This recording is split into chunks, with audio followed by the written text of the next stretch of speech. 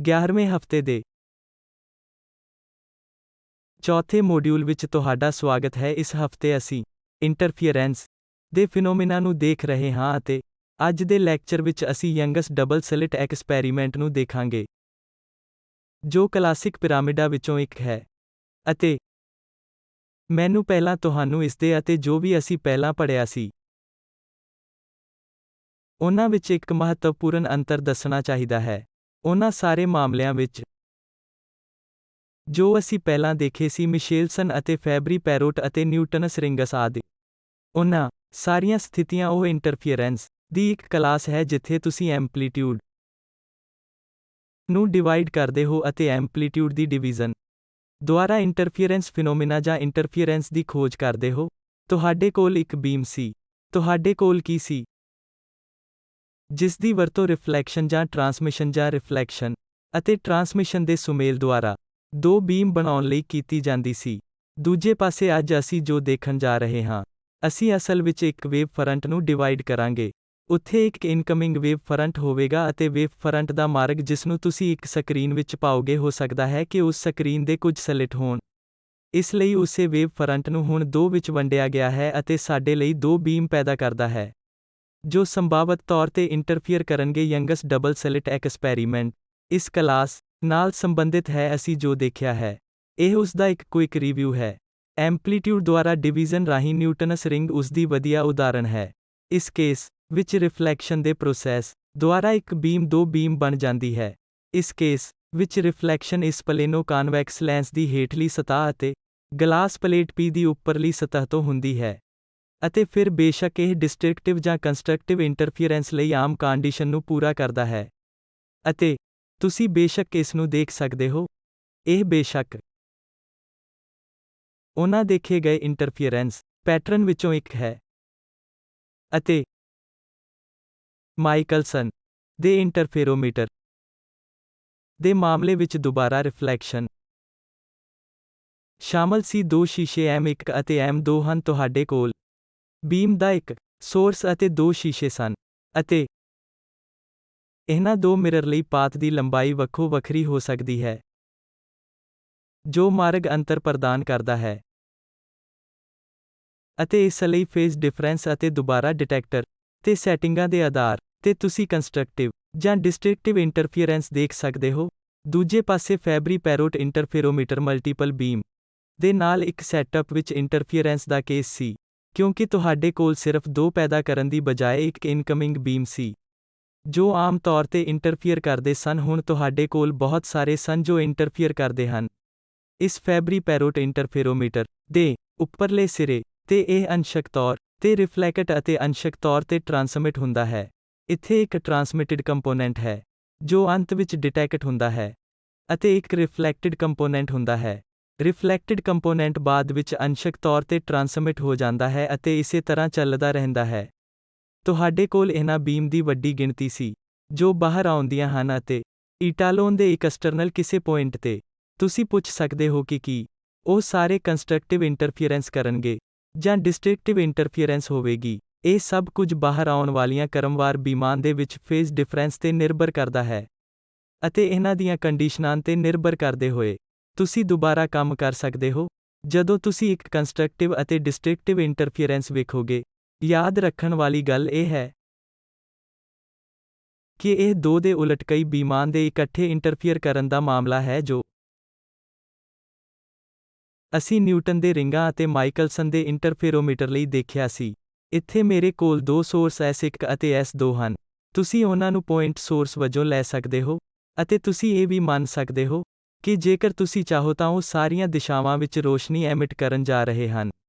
ਹੁਣ ਸਵਾਲ ਹੇਠਾਂ ਦਿੱਤਾ ਗਿਆ ਹੈ, ਜੇਕਰ ਮੇਰੇ ਕੋਲ ਇਹ ਦੋ ਸੋਰਸ S1 ਅਤੇ S2 ਹਨ, ਤਾਂ ਉਹ ਮੋਨੋਕ੍ਰੋਮੈਟਿਕ ਹਨ, ਉਹ ਕੋਹੇਰੈਂਟ ਸੋਰਸ ਹਨ ਅਤੇ ਉਹਨਾਂ ਵਿਚਕਾਰ ਦੂਰੀ d ਦੁਆਰਾ ਵੱਖ ਕੀਤੇ ਗਏ ਹਨ।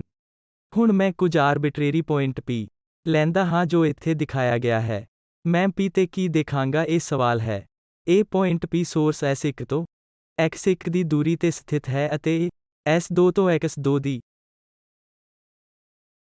ਦੂਰੀ ਤੇ ਸਥਿਤ ਹੈ। ਕੀ ਮੈਂ P ਤੇ ਇੱਕ ਡਾਰਕ ਫਰਿੰਜ ਨੂੰ ਇੱਕ ਬ੍ਰਾਈਟ ਫਰਿੰਜ ਦੇਖਾਂਗਾ? ਜੋ ਇੱਕ ਅਜਿਹਾ ਸਵਾਲ ਹੈ ਜਿਸ ਦਾ ਜਵਾਬ ਦੇਣ ਦੀ ਲੋੜ ਹੈ। ਅਤੇ ਅਸੀਂ ਇੱਥੇ ਇਹ ਮੰਨਦੇ ਹਾਂ ਕਿ ਇਹ ਦੋ ਪ੍ਰਕਾਸ਼ ਸੋਰਸ S1 ਅਤੇ S2 ਕੋਹੇਰੈਂਟ ਹਨ, ਉਹਨਾਂ ਕੋਲ ਇੱਕੋ ਫ੍ਰੀਕੁਐਂਸੀ ਹੈ। ਅਤੇ ਇਸ ਤੋਂ ਵੀ ਮਹੱਤਵਪੂਰਨ ਗੱਲ ਇਹ ਹੈ ਕਿ ਉਹ ਉਹਨਾਂ ਵਿਚਕਾਰ ਇੱਕ ਕੌਨਸਟੈਂਟ ਫੇਜ਼ ਡਿਫਰੈਂਸ ਨੂੰ ਕਾਇਮ ਰੱਖਣਗੇ।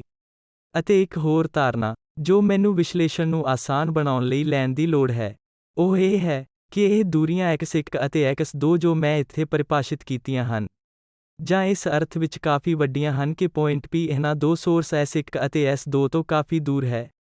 ਇਸ ਲਈ, ਜਦੋਂ ਵੇਵ ਫਰੰਟ ਪੁਆਇੰਟ P ਤੇ ਪਹੁੰਚਦੇ ਹਨ, ਤਾਂ ਤੁਸੀਂ ਇਹ ਮੰਨ ਸਕਦੇ ਹੋ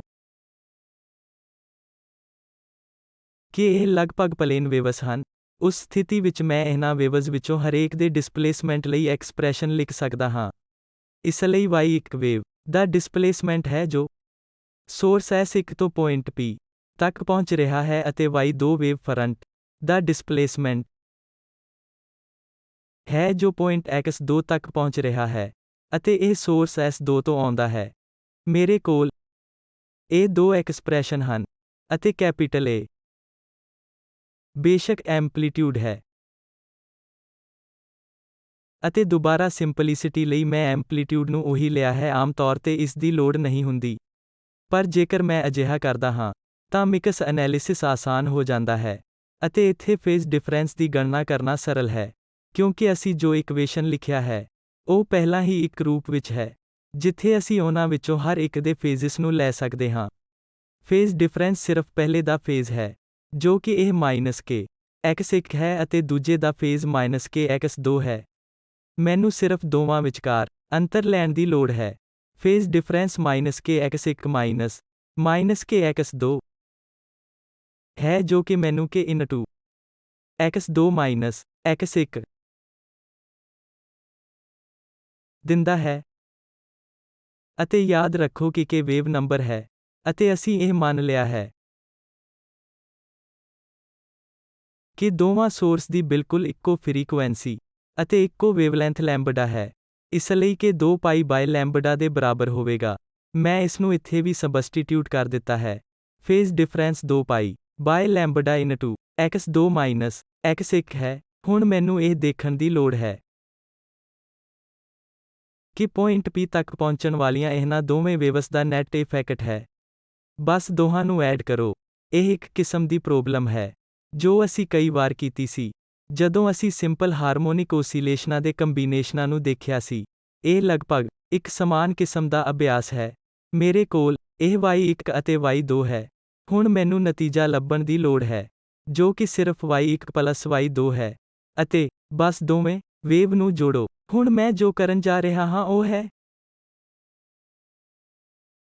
ਐਨਾਲਿਸਿਸ ਦੀ ਸੌਖ ਲਈ ਮੈਂ ਦੋ ਨਵੇਂ ਕੋਆਰਡੀਨੇਟ ਪੇਸ਼ ਕਰਨ ਜਾ ਰਿਹਾ ਹਾਂ। ਮੇਰੇ ਮੌਜੂਦਾ ਕੋਆਰਡੀਨੇਟ ਕੁਝ ਅਰਥਾਂ ਵਿੱਚ x1 ਅਤੇ x2 ਹਨ, ਅਤੇ ਮੈਂ ਇਸ ਕੈਪੀਟਲ X ਨੂੰ ਪੇਸ਼ ਕਰਨਾ ਚਾਹੁੰਦਾ ਹਾਂ ਜੋ x1 ਅਤੇ x2 ਨਾਲ ਸੰਬੰਧਿਤ ਹੈ। ਇਸ ਤਰ੍ਹਾਂ ਇਹ ਸਿਰਫ x1 ਅਤੇ x2 ਦੀ ਐਵਰੇਜ ਹੈ, ਅਤੇ ਨਾਲ ਹੀ ਮੈਂ ਇਸ ਡੈਲਟਾ ਨੂੰ k ਦੇ ਰੂਪ ਵਿੱਚ ਪਹਿਲਾਂ ਹੀ ਪਰਿਭਾਸ਼ਿਤ ਕਰ ਚੁੱਕਾ ਹਾਂ।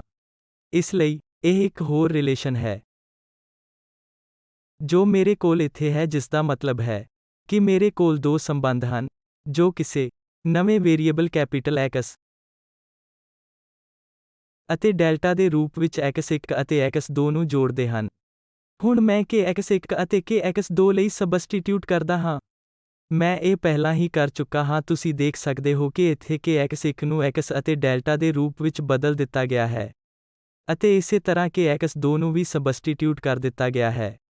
ਅਤੇ ਹੁਣ ਜੋ ਮੇਰੇ ਕੋਲ ਹੈ, ਉਹ sin A plus B relation ਵਰਗਾ ਹੈ। ਮੈਨੂੰ ਸਿਰਫ ਇਸ ਸਟੈਂਡਰਡ ਟ੍ਰਿਗਨੋਮੈਟ੍ਰਿਕ ਆਈਡੈਂਟਿਟੀ ਦੀ ਵਰਤੋਂ ਕਰਨ ਦੀ ਲੋੜ ਹੈ, ਅਤੇ ਇਸ ਨੂੰ ਸਾਈਨ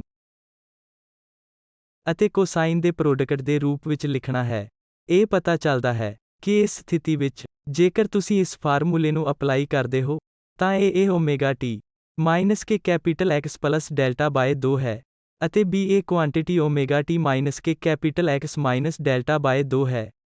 ਤੁਸੀਂ ਅਜਿਹਾ ਕਰਦੇ ਹੋ, ਅਤੇ ਤੁਹਾਨੂੰ ਇੱਕ ਟ੍ਰਿਗਨੋਮੈਟ੍ਰਿਕ ਆਈਡੈਂਟਿਟੀ ਦਾ ਇਹ ਰਿਲੇਸ਼ਨ ਸਿੰਪਲ ਐਪਲੀਕੇਸ਼ਨ ਪ੍ਰਾਪਤ ਹੋਵੇਗਾ। ਅਤੇ ਹੁਣ ਬੇਸ਼ੱਕ ਇਹ ਨਤੀਜਾ ਹੈ। ਅਤੇ ਹੁਣ ਮੈਂ ਲਿਖ ਸਕਦਾ ਹਾਂ ਕਿ ਇਸ ਰਿਜ਼ਲਟੈਂਟ ਫੋਰਮ y ਨਾਲ ਜੁੜੀ ਇੰਟੈਂਸਿਟੀ ਕੀ ਹੈ। ਕਿਉਂਕਿ ਅਸੀਂ ਇਸ ਕੁਆਂਟੀਟੀ ਦਾ ਸਿਰਫ ਸਕੁਏਅਰ ਜਾਣਦੇ ਹਾਂ ਅਤੇ ਇਸ ਕੁਆਂਟੀਟੀ ਦਾ square 4a square cos square delta by 2 ਅਤੇ sine square omega t function ਹੈ। ਅਸੀਂ ਇਸ ਨੂੰ I0 ਕਹਿ ਰਹੇ ਹਾਂ, ਜੋ ਕਿ ਇੰਟਰਫੀਅਰੈਂਸ ਦੇ ਫਿਨੋਮੇਨਾ ਲਈ ਮਹੱਤਵਪੂਰਨ ਹੈ। ਇਹ ਟਾਈਮ ਡਿਪੈਂਡੈਂਟ ਹੈ ਅਤੇ ਸਾਡੇ ਉਦੇਸ਼ਾਂ ਲਈ ਉਨਾ ਮਹੱਤਵਪੂਰਨ ਨਹੀਂ ਹੈ। ਅਸੀਂ ਦੇਖਾਂਗੇ ਕਿ ਪਾਥ ਡਿਫਰੈਂਸ ਜਾਂ ਫੇਜ਼ ਡਿਫਰੈਂਸ ਦੀਆਂ ਵੱਖ-ਵੱਖ ਸਥਿਤੀਆਂ ਅਧੀਨ I0 ਦਾ ਕੀ ਹੋਵੇਗਾ। ਇਸ ਲਈ ਇੱਥੋਂ ਇਸ ਫਾਰਮੂਲੇ ਤੋਂ ਇਹ ਦੇਖਣਾ ਬਹੁਤ ਆਸਾਨ ਹੈ ਕਿ ਸਾਨੂੰ ਕੀ ਉਮੀਦ ਕਰਨੀ ਚਾਹੀਦੀ ਹੈ। I0 ਵੱਧ ਤੋਂ ਵੱਧ ਹੋਵੇਗਾ। ਅਸਲ ਵਿੱਚ ਤੁਸੀਂ ਵੇਖੋਗੇ ਕਿ I0 ਇੱਕ ਕੋਸ ਸਕੁਏਅਰ ਟਰਮ ਦਾ ਇੱਕ ਫੰਕਸ਼ਨ ਹੈ। ਇਹ ਇੱਕ ਓਸੀਲੇਟਰੀ ਫੰਕਸ਼ਨ ਹੋਣ ਜਾ ਰਿਹਾ ਹੈ ਅਤੇ I0 ਮੈਕਸਿਮਮ ਹੋਵੇਗਾ ਜੇਕਰ ਕੋਸ ਡੈਲਟਾ ਬਾਏ 2 ਪਲੱਸ ਜਾਂ ਮਾਈਨਸ 1 ਹੈ, ਜੋ ਕਿ ਮੈਕਸਿਮਮ ਵੈਲਿਊ ਹੈ ਜੋ ਕੋਸਾਈਨ ਫੰਕਸ਼ਨ ਲੈ ਸਕਦਾ ਹੈ। ਮੈਕਸਿਮਮ ਵੈਲਿਊ ਕੋਸ ਫੰਕਸ਼ਨ ਲੈ ਸਕਦਾ ਹੈ ਪਲੱਸ 1। ਮਿਨੀਮਮ ਵੈਲਿਊ ਜੋ ਇਹ ਲੈ ਸਕਦਾ ਹੈ ਮਾਈਨਸ 1 ਹੈ ਅਤੇ ਕਿਉਂਕਿ ਅਸੀਂ ਕੋਸ ਫੰਕਸ਼ਨ ਦੇ ਸਕੁਏਅਰ ਤੇ ਵਿਚਾਰ ਕਰ ਰਹੇ ਹਾਂ, ਇਹ ਮੈਕਸਿਮਮ ਵੈਲਿਊ ਪਲੱਸ 1 ਲੈ ਸਕਦਾ ਹੈ। ਅਤੇ ਇਹ ਉਦੋਂ ਹੋਵੇਗਾ ਜੇਕਰ ਕੋਸ ਡੈਲਟਾ ਬਾਏ 2 ਪਲੱਸ ਜਾਂ ਮਾਈਨਸ 1 ਦੋਵਾਂ ਸਥਿਤੀਆਂ ਵਿੱਚ ਕੋਸ ਸਕੁਏਅਰ ਪਲੱਸ 1 ਹੋਵੇਗਾ ਅਤੇ ਉਸ ਸਥਿਤੀ ਵਿੱਚ I0 ਸਿਰਫ 4a ਸਕੁਏਅਰ ਦੇ ਬਰਾਬਰ ਹੋਵੇਗਾ ਅਤੇ ਇਹ ਸਾਨੂੰ ਕੰਸਟਰਕਟਿਵ ਇੰਟਰਫੀਅਰੈਂਸ ਦੇਵੇਗਾ ਕਿਉਂਕਿ ਇਹ ਸਭ ਤੋਂ ਵੱਡੀ ਇੰਟੈਂਸਿਟੀ ਹੈ ਜੋ ਤੁਸੀਂ ਇਸ ਤੋਂ ਬਿਹਤਰ ਪ੍ਰਾਪਤ ਨਹੀਂ ਕਰ ਸਕਦੇ ਹੋ। ਤੁਸੀਂ ਦੇਖਿਆ ਹੈ ਕਿ ਦੂਸਰਾ ਸਾਈਨ ਸਕੁਏਅਰ ਟਰਮ ਉਹ ਟਰਮ ਹੈ ਜੋ ਪਲੱਸ ਅਤੇ ਮਾਈਨਸ 1 ਦੇ ਵਿਚਕਾਰ ਵੀ ਹੋਵੇਗਾ। ਤੁਸੀਂ I0 ਤੋਂ ਵੱਧ ਇੰਟੈਂਸਿਟੀ ਪ੍ਰਾਪਤ ਨਹੀਂ ਕਰ ਸਕਦੇ, ਜੋ ਕਿ 4 ਸਕੁਏਅਰ ਦੇ ਬਰਾਬਰ ਹੈ, ਅਤੇ ਇਹ ਉਦੋਂ ਹੋਵੇਗਾ ਜੇਕਰ ਡੈਲਟਾ ਬਾਏ 2 n ਪਾਈ ਦੇ ਬਰਾਬਰ ਹੈ, ਜਿੱਥੇ n ਇੱਕ ਇੰਟੀਜਰ ਹੈ। ਇਹ ਮੈਨੂੰ ਦੱਸਦਾ ਹੈ ਕਿ x2-x1 ਵੇਵਲੈਂਥ ਲੈਂਬਡਾ ਦਾ ਸਿਰਫ ਇੱਕ ਇੰਟੀਗਰਲ ਮਲਟੀਪਲ ਹੋਣਾ ਚਾਹੀਦਾ ਹੈ। ਜਾਂ ਦੂਜੇ ਸ਼ਬਦਾਂ ਵਿੱਚ ਪਾਥ ਡਿਫਰੈਂਸ ਵੇਵਲੈਂਥ ਲੈਂਬਡਾ ਦੇ ਇੰਟੀਗਰਲ ਮਲਟੀਪਲ ਦੇ ਬਰਾਬਰ ਹੋਣਾ ਚਾਹੀਦਾ ਹੈ। ਅਤੇ ਇਹ ਕੰਸਟਰਕਟਿਵ ਇੰਟਰਫੀਅਰੈਂਸ ਦਿੰਦਾ ਹੈ। ਤੁਸੀਂ ਦੇਖਿਆ ਹੈ ਕਿ ਜੋ ਵੀ ਅਸੀਂ ਪਹਿਲਾਂ ਦੇਖਿਆ ਸੀ, ਉਸ ਦੇ ਸੰਬੰਧ ਵਿੱਚ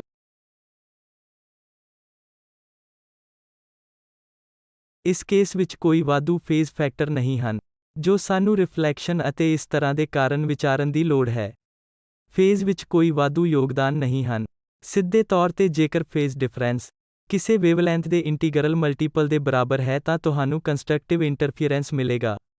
ਇਸ ਲਈ I0 ਮਿਨੀਮਾ ਹੋਵੇਗਾ ਜਦੋਂ ਕੋਸ ਡੈਲਟਾ ਬਾਏ 2 ਦੇ 0 ਬਰਾਬਰ ਹੈ, ਬੇਸ਼ੱਕ ਉਸ ਸਥਿਤੀ ਵਿੱਚ I ਖੁਦ 0 ਦੇ ਬਰਾਬਰ ਹੋਵੇਗਾ। ਇਸ ਲਈ I0 ਹੋਵੇਗਾ 0 ਜੇਕਰ ਕੋਸ ਡੈਲਟਾ ਬਾਏ 2 0 ਦੇ ਬਰਾਬਰ ਹੈ, ਅਤੇ ਇਹ ਡਿਸਟ੍ਰਿਕਟਿਵ ਇੰਟਰਫੀਅਰੈਂਸ ਦੇਵੇਗਾ। ਅਤੇ ਕੋਸ ਡੈਲਟਾ ਬਾਏ 2 ਦੇ ਬਰਾਬਰ 0 ਹੋਣ ਦੀ ਕੰਡੀਸ਼ਨ ਇਹ ਹੈ ਕਿ delta by 2n plus 1 into pi by 2 ਦੇ ਬਰਾਬਰ ਹੋਣਾ ਚਾਹੀਦਾ ਹੈ, ਜਿੱਥੇ n ਇੱਕ ਇੰਟੀਜਰ x2-x1 ਹੈ, ਜੋ ਬਸ path difference n plus half times lambda ਦੇ ਬਰਾਬਰ ਹੈ। ਇਹ ਡਿਸਟ੍ਰਿਕਟਿਵ ਇੰਟਰਫੀਅਰੈਂਸ ਲਈ ਕੰਡੀਸ਼ਨ ਹੈ ਜੋ ਤੁਹਾਨੂੰ 0 ਇੰਟੈਂਸਿਟੀ ਦੇਵੇਗੀ। ਹੁਣ ਤੁਸੀਂ ਪੁੱਛ ਸਕਦੇ ਹੋ ਕਿ ਅਸੀਂ ਕੰਸਟਰਕਟਿਵ ਅਤੇ ਡਿਸਟ੍ਰਿਕਟਿਵ ਇੰਟਰਫੀਅਰੈਂਸ ਲਈ ਕੰਡੀਸ਼ਨ ਤਿਆਰ ਕਰ ਲਈ ਹੈ। ਹੁਣ ਤੁਸੀਂ ਇਹ ਸਵਾਲ ਪੁੱਛ ਸਕਦੇ ਹੋ ਕਿ ਉਹ ਪੈਟਰਨ ਕੀ ਹੋਵੇਗਾ ਜੋ ਮੈਂ ਦੇਖਾਂਗਾ।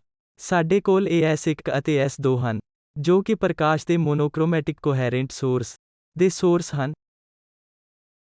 ਉਹਨਾਂ ਨੂੰ ਇੱਕ ਦੂਰੀ t ਦੁਆਰਾ ਵੱਖ ਕੀਤਾ ਗਿਆ ਹੈ, ਅਤੇ ਪੁਆਇੰਟ P ਜਿਸ ਦੀ ਅਸੀਂ ਨਿਗਰਾਨੀ ਕਰ ਰਹੇ ਹਾਂ ਉਹ S1 ਤੋਂ x1 ਅਤੇ S2 ਤੋਂ x2 ਦੀ ਦੂਰੀ ਤੇ ਹੈ। ਪੁਆਇੰਟ S ਦਾ ਲੋਕਸ, ਜੋ ਸਾਨੂੰ ਬ੍ਰਾਈਟ ਜਾਂ ਡਾਰਕ ਫਰਿੰਜ ਦੇਵੇਗਾ, 2 ਡਾਇਮੈਂਸ਼ਨ ਵਿੱਚ ਇੱਕ ਹਾਈਪਰਬੋਲਾ ਬਣਾਏਗਾ। ਇਸ ਲਈ 3 ਡਾਇਮੈਂਸ਼ਨ ਵਿੱਚ ਇਹ 2 ਡਾਇਮੈਂਸ਼ਨਲ ਹਾਈਪਰਬੋਲਾ ਹੋਵੇਗਾ, ਜੋ ਘੁਮਾਇਆ ਗਿਆ ਹੈ। ਤੁਸੀਂ ਇਸ ਤਰ੍ਹਾਂ ਦੇ ਪੈਟਰਨ ਦੇਖੋਗੇ। ਇੱਥੇ ਆਲਟਰਨੇਟਿੰਗ ਡਾਰਕ ਅਤੇ ਬ੍ਰਾਈਟ ਫਰਿੰਜ ਹੋਣਗੇ ਜਿਨ੍ਹਾਂ ਦੀ ਸ਼ੇਪ ਹਾਈਪਰਬੋਲਾ ਦੀ ਹੈ। ਆਓ ਅਸੀਂ ਯੰਗਸ ਡਬਲ ਸਲਿਟ ਐਕਸਪੈਰੀਮੈਂਟ ਜਾਂ ਇਸ ਮਾਮਲੇ ਵਿੱਚ ਡਬਲ ਸਲਿਟ ਐਕਸਪੈਰੀਮੈਂਟ ਵੱਲ ਵਧੀਏ। ਇੱਥੇ ਸੈਟਅਪ ਹੇਠ ਲਿਖੇ ਅਨੁਸਾਰ ਹੈ। ਮੇਰੇ ਕੋਲ ਰੋਸ਼ਨੀ ਦਾ ਇਹ ਸੋਰਸ ਹੈ ਜੋ ਖੱਬੇ ਪਾਸੇ ਹੈ, ਅਤੇ ਇਸ ਸੋਰਸ ਤੋਂ ਲਾਈਟ ਵੇਵ ਫਰੰਟ ਇਸ ਸਕਰੀਨ ਨਾਲ ਟਕਰਾਉਂਦਾ ਹੈ, ਜਿਸ ਦੇ ਸ਼ੁਰੂ ਵਿੱਚ ਦੋ ਸਲਿਟ S1 ਅਤੇ S2 ਹਨ। ਇਹ ਮੰਨਣਾ ਆਸਾਨ ਹੈ ਕਿ S1 ਅਤੇ S2 ਪੁਆਇੰਟ ਪੈਦਾ ਕਰਨਗੇ, ਜੋ ਪ੍ਰਕਾਸ਼ ਦੇ ਪੁਆਇੰਟ ਸੋਰਸ ਹੋਣਗੇ। ਅਤੇ ਜਿਵੇਂ ਕਿ S1 ਅਤੇ S2 ਦੂਰੀ d ਦੁਆਰਾ ਵੱਖ ਕੀਤੇ ਗਏ ਹਨ, ਅਤੇ ਸੱਜੇ ਪਾਸੇ ਦੇ ਬਿਲਕੁਲ ਸਿਰੇ ਤੇ ਮੇਰੇ ਕੋਲ ਇਹ ਸਕਰੀਨ ਹੈ, ਅਤੇ S1 ਅਤੇ S2 ਤੋਂ ਆਉਣ ਵਾਲੀ ਲਾਈਟ ਬੀਮ ਬੇਸ਼ੱਕ ਇਸ ਸਕਰੀਨ ਦੇ ਕਿਸੇ ਵੀ ਆਰਬਿਟਰੇਰੀ ਪੁਆਇੰਟ ਤੇ ਆਪਣਾ ਯੋਗਦਾਨ ਪਾਵੇਗੀ। ਮੰਨ ਲਓ ਕਿ ਮੈਂ ਇੱਥੇ ਇੱਕ ਪੁਆਇੰਟ P ਚੁਣਦਾ ਹਾਂ, ਜੋ ਇਸ ਲਾਲ ਡਾਟ ਦੁਆਰਾ ਦਰਸਾਇਆ ਗਿਆ ਹੈ।